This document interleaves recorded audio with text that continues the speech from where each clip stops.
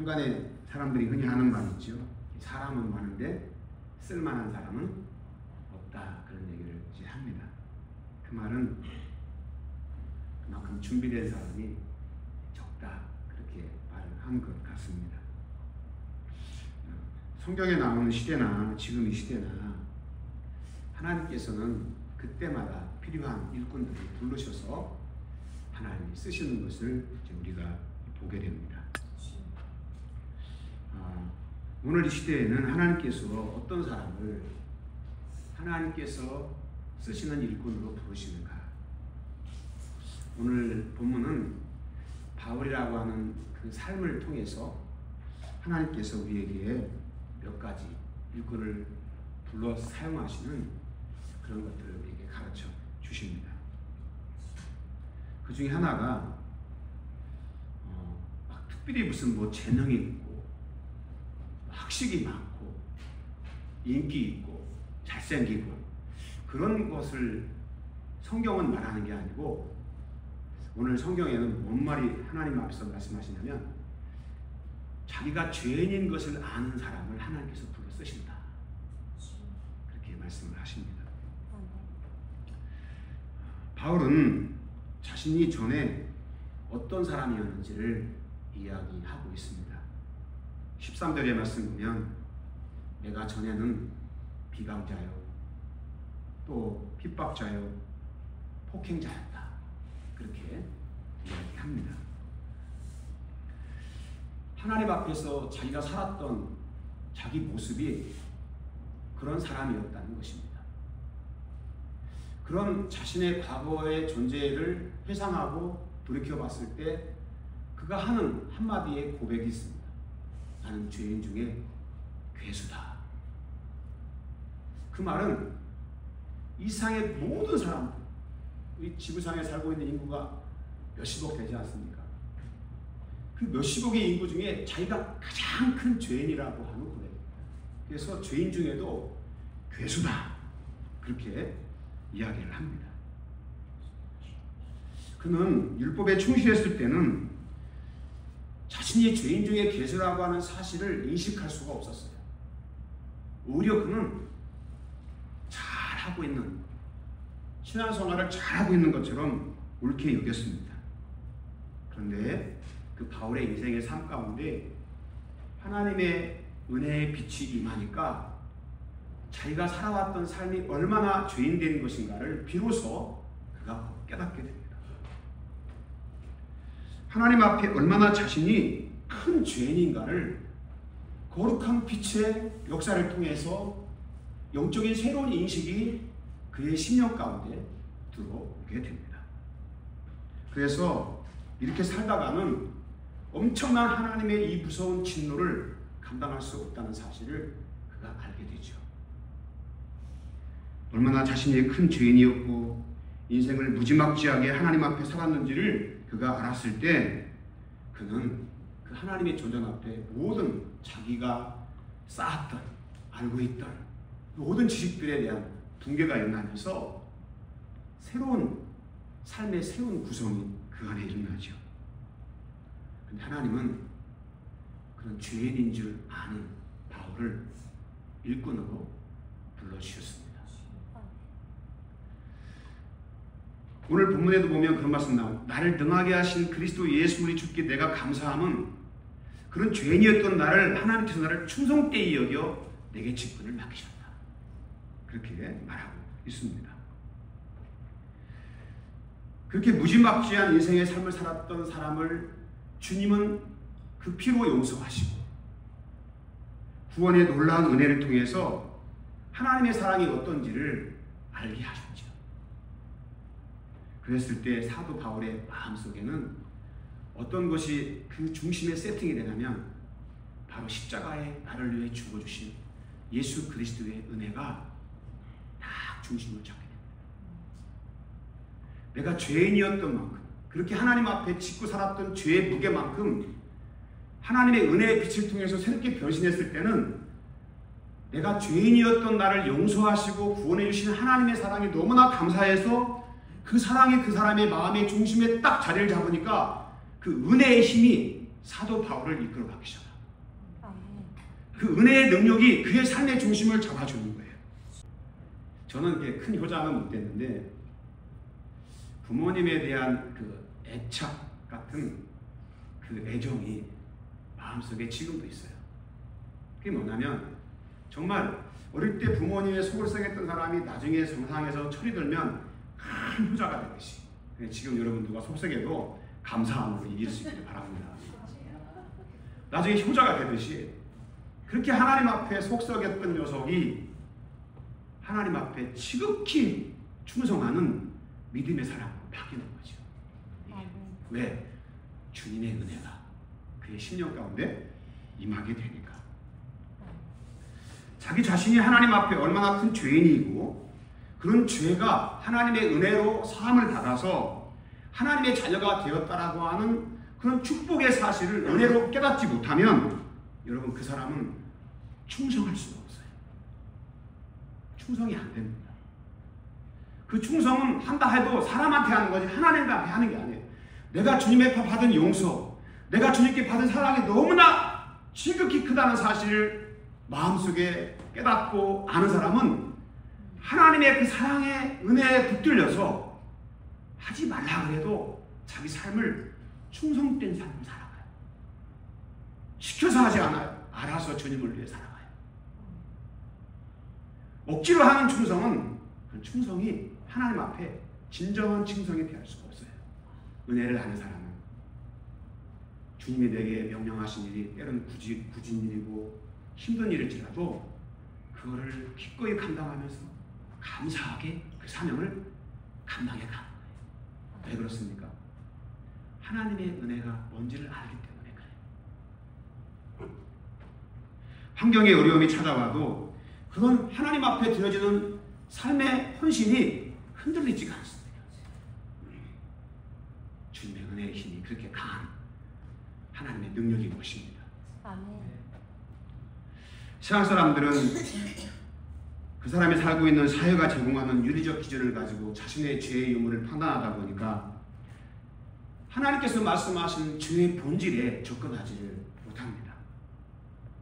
세상의 판단과 기준은 내가 윤리적인 어떤 행위의 잘못이 있지 않으면 죄가 존재하지 않아요. 없는 것처럼 여깁니다. 그렇게 단정합니다. 그렇다고 해서 하나님 앞에 그가 그럼 죄가 없는 거냐? 세상에 학습된 자유는 우리 존재의 영혼의 진정한 자유함에 도달할 수가 없어요. 학습된 자유함을 가지고 내가 죄가 없다, 양심의 가책을 안 받고 그렇게 세상이 주는 기준을 가지고 괜찮은 것처럼 살아갈 수 있는 것처럼 보이지만 바울처럼 어느 순간 하나님의 영광의 빛이 비치게 되면 자기가 얼마나 우리의 영적인 실상이 하나님 앞에 큰 죄인이라는 사실을 깨닫게 되어지죠. 여러분 그거를 못 깨달으면 사람이 하나님 앞에서나 사람 앞에 겸손할 수도 없어요. 그걸 아는 사람만 진정한 겸손을 하나님 앞에서나 사람들 앞에 나타낼 수가 있는 겁니다. 죄에 대한 그 심각성을 모르는 사람들은 하나님의 진노를 의식하지 못할 뿐만 아니라 죄를 짓고서라도 무감각하기 때문에 그런 무감각한 상태로 자기 자신을 들여다보고 판단하다 보니까 죄가 하나님의 무서운 진노 앞에 있다는 사실을 깨닫지를 못해요. 그러면서 자꾸만 자기 삶의 죄를 쌓아가는 거예요. 성도 여러분, 우리 그리스도인들은 세상이 우리에게 제시해 주신 기준 그 이상 하나님이 말씀하시는 그 기준을 가지고 나를 들여다보고 그 영적인 감각을 가지고 예민하게 나를 들여다보면서 그 말씀의 기준을 가지고 나를 보니까 하나님 앞에 모두가 다 죄인이죠. 한번 여러분에게 질문을 하고 싶어요. 여러분 하나님 앞에 죄인입니까? 아멘. 죄인은 죄인인데 조금만 살짝 진 죄인인가요? 아니면 큰 죄인인가요?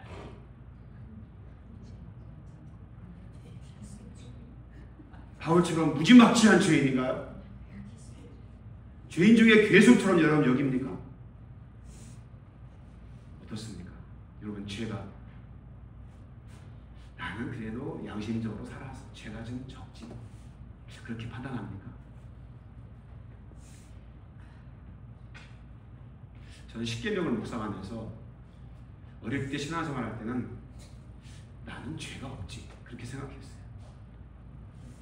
그런데 성인이 되고 십계명의 본질이 뭔지를 그 본질을 깨달았을 때 내가 얼마나 심각한 죄인인가를 알았어요. 나 외 다른 신을 섬기지 마라. 눈에 보이는 우상에 절하지 않았을지 모르지만 어릴 때 처음 모르게 그 우상 앞에 절할 때도 있었고, 무엇보다 십계명에서 내게 우상을 두지 말라는 주님의 그 계명의 본질은 하나님이 있어야 될 자리에 다른 것이 그 안에 세워지면, 내 마음속에 그것이 세워지면 그것이 우상인 거죠. 그것이. 그런 관점에서 보면 나는 우상 숭배자였어요. 왜? 하나님보다 내가 더 소중했거든요. 내 가족이 소중했고 내가 추구하는 가치가 더 소중했거든요. 여러분 어떻습니까? 여러분의 내면에 여러분이 세워진 하나님 외에 다른 신을 두지 말라는 그 말씀 속에 여러분의 인생의 최고봉에 하나님이 계십니까? 혹 하나님을 밀어내고 다른 것을 그 위에 세우지 않았습니까? 그랬다면 여러분도 우상숭배자예요. 땅 아래 땅 위에 물속에 어떤 하나님의 형상도 만들지 마라. 눈에 보이는 형상은 만들었지 않았을지 모르지만 여러분의 마음속에 어떤 우상의 형상을 세울 수 있지 않습니까? 하나님을 망령되이 이름을 일컫지 마라. 살아가면서 하나님 욕 안 하고 산 사람 한 사람도 있을까요? 있어요, 여러분? 하나님 원망 안 한 적 있습니까? 1계명, 2계명, 3계명, 4계명. 안식일을 거룩히 지켜 행하라. 안식일에 일도 하지 마라. 요새 동안 열심히 제7일 여호와 안식일은 즉 거룩히 지키라. 여러분 안식일에 일을 한 적 있습니까? 거룩히 지켰어요. 그뿐만이 아니라 이래서 4계명은 하나님에 관련된 어떤 그런 계명이라면 5계명이 첫 번째가 뭡니까? 내 부모를 공경하라. 여러분 정말 공경합니까? 공경이라는 말이 뭐겠어요? 마음에서 부모를 존귀히 여기고 효를 다. 여러분 부모 앞에 자녀들이 정말 후회 없이 나는 효를 다했다고 말할 수 있는 사람이 누가 있겠어요? 어릴 때 부모 속삭이고 말짓하고 다 그러고 살았잖아요. 그런 관점에서 보면 다 부모 공경하지 않고 사는 거지. 살인하지 마라. 주님께서 뭐라 그랬죠? 남을 죽여야만 살인이 아니라 형제에 대해서 마음에 미워하. 그렇죠? 그런 사람은 뭐예요? 이미 살인을 한 거지. 그런 관점에서 나는 살인자예요. 미워했잖아요. 예수님이 또 계속하신 제7계명 같은 경우 보세요. 간음하지 마라. 행위의 간음은 하지 않았을지 모르지만 마음속에 남자나 여자를 보고 음욕을 품는 자마다 이미 간음을 했다라고 주님이 말씀하셨어요. 그 관점에서 주님이 말씀하시고 해석하신 관점에서 보면 나는 뭡니까? 간음을 해놓은 자죠. 여러분 간음 안 한 사람 있어요? 고상하게 앉아있다고 해도 마음속에 주님이 해석하신 그 말씀을 가지고 우리를 자신을 바라볼 때 자신 있게 나 그런 적 없어요 라고 말할 수 있는 사람이 있냐. 도둑질 하지 마. 저도 도둑질 했습니다. 어릴 때. 남의 것을 이렇게 슬쩍 가져가. 군대에서는 그걸 뭐라고 그러죠? 위치이동이라. 도둑질이 아니래요. 부대 내에서만 움직이면 위치이동이지 그 도둑질이 아니에요. 여러분 그게 다 성경에 보면 도둑질이죠. 그게 다. 그뿐만 하지만 거짓 증거하지 마라. 그 말이 뭡니까? 거짓말하지 마라. 입술로 거짓말 안 하는 사람이 있어요.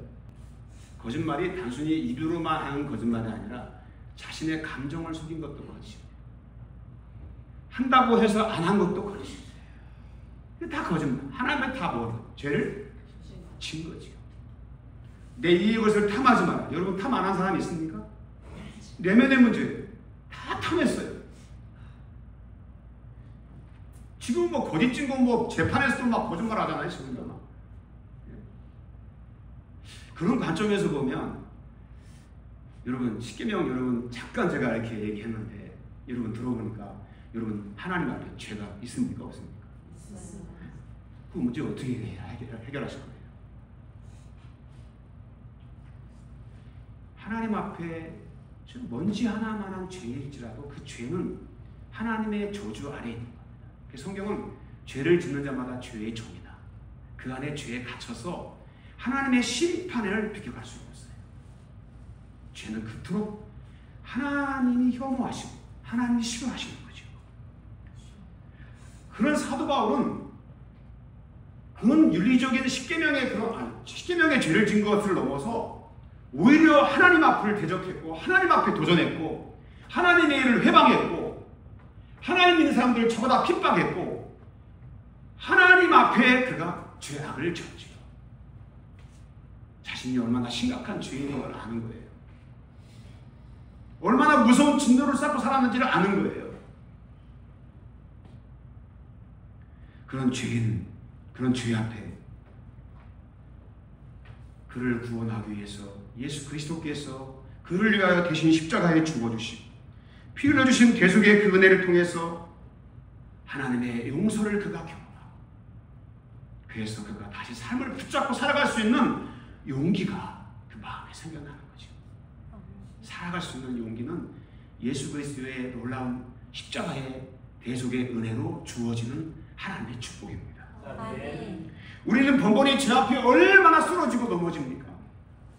그럴 때마다 하나님 앞에 자신의 부끄러움, 나의 연약함 앞에 쓰러지는 나의 연약함 앞에 그렇게 낙담하고 절망하면서 살아온 사람이 있지 않습니까? 그런 나를 다시 일으켜 세워주시는 것은 바로 주님의 십자가의 보혈의 은혜입니다. 책망하지 않고 비난하지 않고 나의 모든 것을 짊어지고 십자가에 죽어주신 그 놀라우신 은혜와 사랑 때문에 다시 주님 앞에 살아갈 수 있는 힘이 생겨나는 거예요. 그 은혜로 사는 것입니다. 아멘. 그 은혜를 아는 사람은 여러분 하나님께서 그를 일꾼으로 부르시는 거예요. 아멘.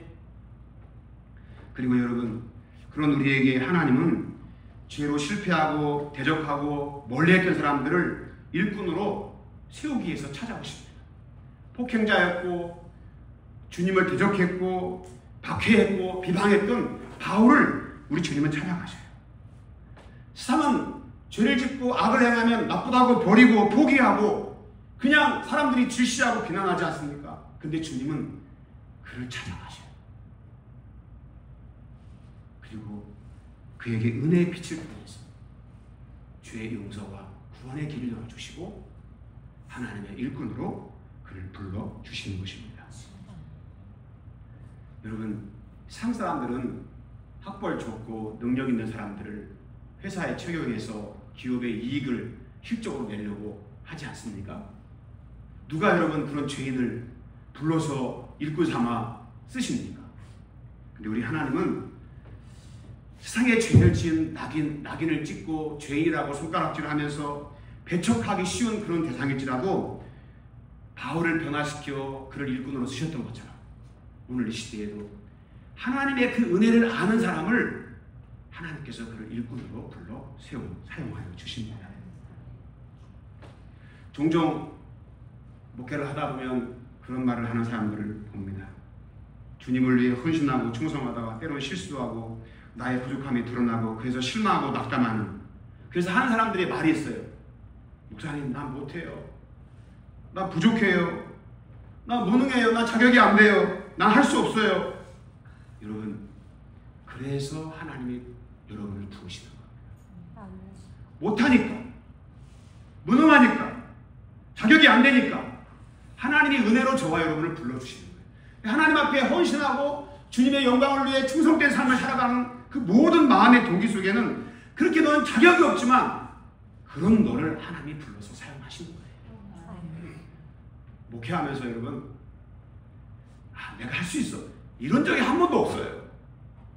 주님이 하셔야 돼요. 주님 도와주세요. 주님이 역사하셔야 됩니다. 주님의 능력이 아니면 이 사명 감당할 수 없습니다. 그런 믿음으로 하나님 앞에 서서 사명 감당해 가는 거지, 막 능력이 철철 넘쳐서 그 사명 감당하는 사람 아무도 없어요. 부족하지 않고 뛰어나고 능력 있고 자격되고 잘하면 여러분, 그런 사람은 하나님이 불러도 오지도 않습니다. 세상에서 잘 나가니까 세상에 자기 잘난 맛에 세상을 따라합니다.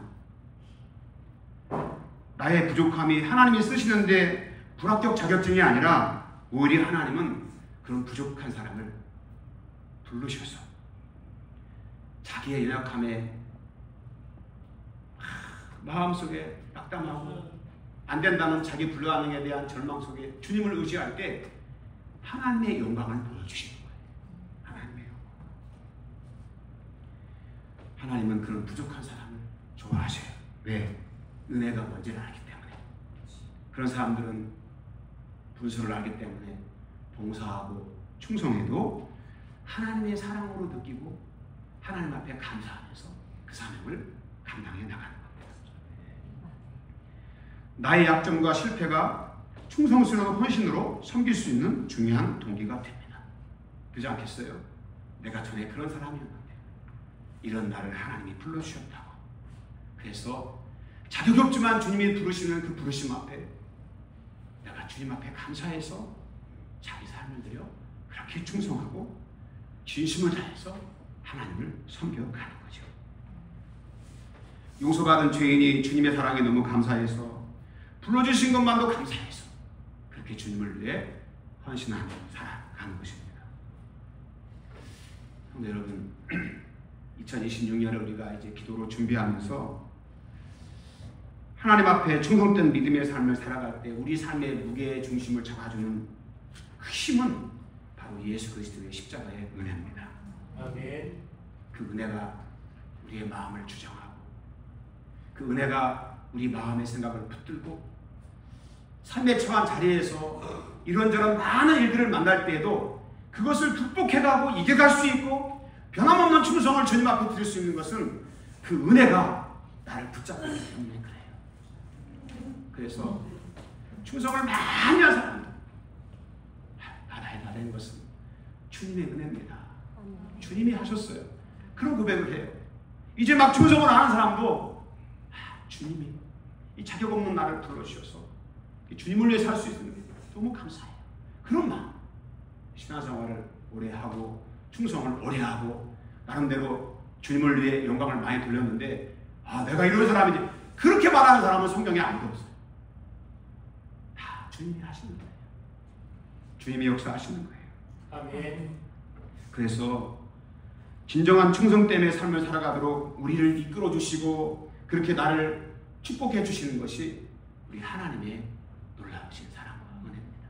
아멘. 그 은혜를 마음에 잃어버리면 그때부터 막 나도 모르게 혈기가 나고 알아주지 않는다고 사람들에 대해서 비난하고, 여러분 그렇게 되면 먼저 된 사람이 나중되고, 그렇죠?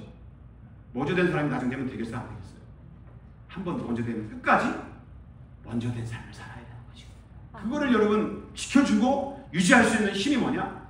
늘 하나님의 그 은혜의 동기에서 떠나면 안 돼요. 근데 성령님은 저와 여러분을 그 은혜로 붙들어 주십니다. 아멘. 헤매고 있을 때, 어떤 일을 통해서 낙심하고 있을 때 다시 나를 일으켜 세워주시는 것은, 다시 그 원점에서 내가 너를 그렇게 부르지 않았네, 내가 그렇게 사랑하지 않았네. 그러면서 주님께서 저와 여러분을 다시 그 자리에, 헌신의 자리에 세워주시는 거예요. 그래서 변함없이 주님을 위해 충성하고 주님의 영광을 위해 살아갈 수 있게 되는 것입니다. 아멘. 성도 여러분, 그 은혜를 우리가 늘 기억하고 교회에 나와서 신앙생활하고 직장에서 가정에서 믿음의 삶을 우리가 살아가는 것은 그 은혜로 살아가는 것입니다. 아멘. 그 은혜 가운데 살아가는 거예요. 그 은혜가 감사해서 자격 있어 불러준 거 아닙니다. 여러분이 뛰어나고 능력 있어 불러준 거 아니에요. 그런 사람 얼마든지 세상에 많이 있지만 자격 없는 나를 불러주신 것은 그런 나를 사랑해서 나를 통해서 하나님의 영광의 흔적을 이 땅에 남기기 위해서 주님이 여러분을 택하여 세워주신 것입니다. 그런 믿음의 마음을 가지고 우리가 섬겨갈 때 우리 하나님의 뜻이 이루어지고 주의 나라가 그 안에 이루어지는 줄 믿습니다.